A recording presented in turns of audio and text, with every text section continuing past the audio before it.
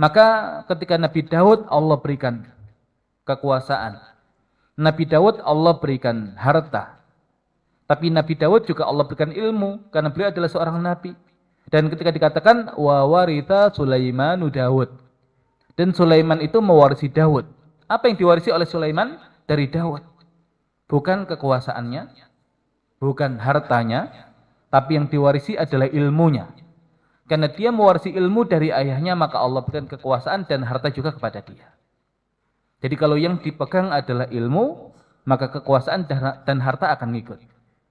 Tapi kalau kemudian yang dipegang adalah harta, belum tentu ilmunya ngikut. Yang dipegang adalah kekuasaan, belum tentu ilmunya ngikut. Dan cenderung biasanya kalau yang dipegang adalah harta, maka sulit untuk belajar ilmu. Kalau yang dipegang adalah kekuasaan atau kedudukan, biasanya sulit untuk belajar ilmu. Tapi mereka yang kemudian semangat untuk mengejar ilmu, ya maka insya Allah, ya akan tiba masanya Allah berikan kekuasaan atau kedudukan dan Allah berikan ya harta kepada mereka. Ya karena kekuasaan yang diberikan kepada orang yang berilmu, insya Allah itu adalah nikmat, bukan nikmat. Ya kalau nikmat kenikmatan, kalau nikmat itu bencana. Ya insya Allah, ya tadi, kedudukan ketika diberikan kepada ahli ilmu, ya maka dia nikmat bukan nikmat. Dan harta ketika diberikan kepada ahli ilmu, maka dia nikmat bukan nikmat. Tapi kalau kemudian dapat harta tanpa ilmu, itu nikmat. Ya bencana. Ya kalau dapat kedudukan tanpa ilmu juga sama, itu nikmat. Yaitu bencana, pasti keburukan yang datang setelahnya. Nah maka Allah Subhanahu wa ta'ala tidak ingin umat Islam ini mengulangi apa yang ada pada umat-umat sebelumnya, yang mereka ini ketika membersamai nabinya, kalau tidak orientasinya adalah materi, ya juga sekedar mengandalkan ketokohan nabinya untuk kepentingan mereka. Tapi perkara ilmu, ya maka justru kemudian mereka ini adalah umat yang jauh dari ilmu.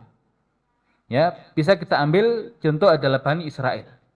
Ya sangat banyak sekali nabi yang Allah utus kepada Bani Israel. Bukan karena keistimewaan Bani Israel, tapi karena mereka adalah umat yang tidak siap belajar. Makanya ketika nabinya meninggal, rusak lagi, Allah kirim nabi lagi, rusak lagi, Allah kirim nabi lagi. Tapi umat Islam, ya cukup satu orang nabi, karena umat Islam adalah umat yang mengerti tentang betapa mahalnya ilmu. Yang dengan ilmu ini kemudian mereka tahu kemana arah yang mereka tuju, dan dengan ilmu ini ya mereka tahu apa yang harus kemudian mereka perjuangkan. Ya dan ini yang kemudian menjadi sebab kenapa Allah Subhanahu wa taala di 5 ayat yang pertama yang Allah turunkan, Al-Alaq 1 sampai 5, ya tema besarnya adalah ilmu. Iqra bismi rabbikal ladzi khalaq. Khalaqal insana min 'alaq. Iqra wa rabbukal akram alladzi 'allama bil qalam 'allamal insana ma lam ya'lam. Bacalah dengan menyebut nama Rabbmu yang telah menciptakan. Yang telah menciptakan manusia dari segumpal darah. Bacalah, dan Rabbmu yang paling pemurah. Yang mengajarkan manusia melalui perantara pena.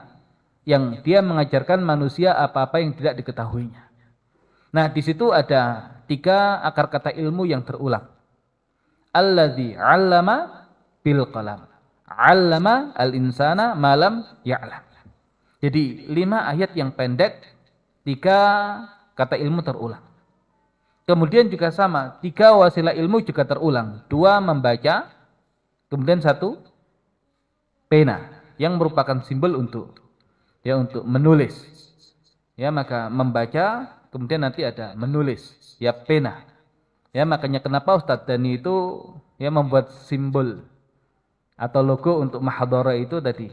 Ya ada kitab yang dia di atasnya itu ada gerbangnya. Ya karena kalau kemudian kita ingin menuju peradaban ya di muka bumi ini, ya gerbangnya ya melalui ya kitab itu. Ya Al-Qur'an, ya dengan cara kita baca, dan ya insya Allah yang garis bawahnya itu nanti pena. Yang itu terinspirasi dari ya surat Al-Alaq 1 sampai 5. Ya 1 sampai 5. Nah, Allah itu karim. Tapi kapan Allah akram? Nah, ketika berkaitan dengan ilmu. Jadi karim itu mulia.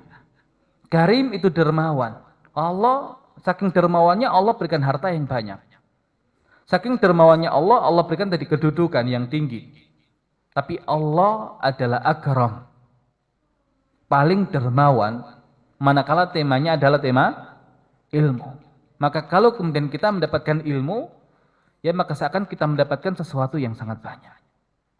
Ya wa man akhadahu akhadha bihadzin wafir.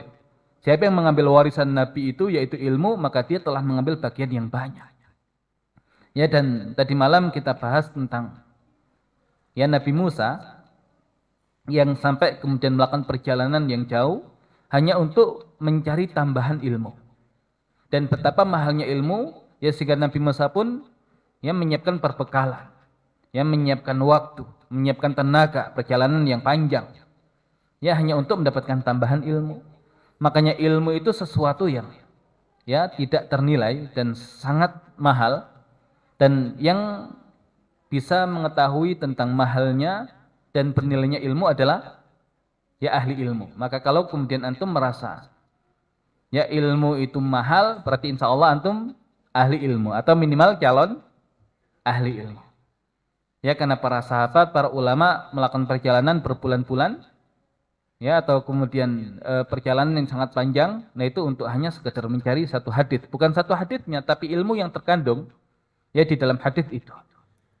Dan bahkan dikatakan salah seorang ulama ketika datang ke India ya khusus untuk belajar hadits, di mana India itu terkenal dengan ilmu hadits yang ada di sana. Ya kemudian beliau ketika datang ke India itu singgah di satu majelis yang di situ kemudian syekhnya bercerita tentang kisah Khalid bin Walid. Ya dan kemudian syekhnya menjelaskan kenapa Khalid bin Walid itu walaupun berusaha untuk mendapatkan kesyahidan, ya tapi tidak pernah kemudian mati syahid.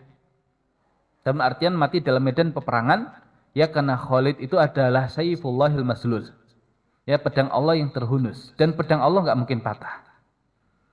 Ya dan kata Syekh tadi, seandainya saya kembali ke negara saya dengan hanya membawa ilmu ini, maka itu sudah cukup. Nah maka semakin bisa menghargai ilmu, maka semakin menunjukkan ketinggian ilmu seseorang.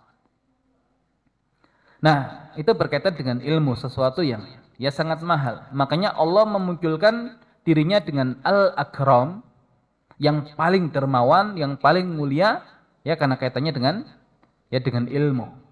Jadi 5 ayat yang turun pertama ya ternyata pembahasannya adalah tentang ilmu.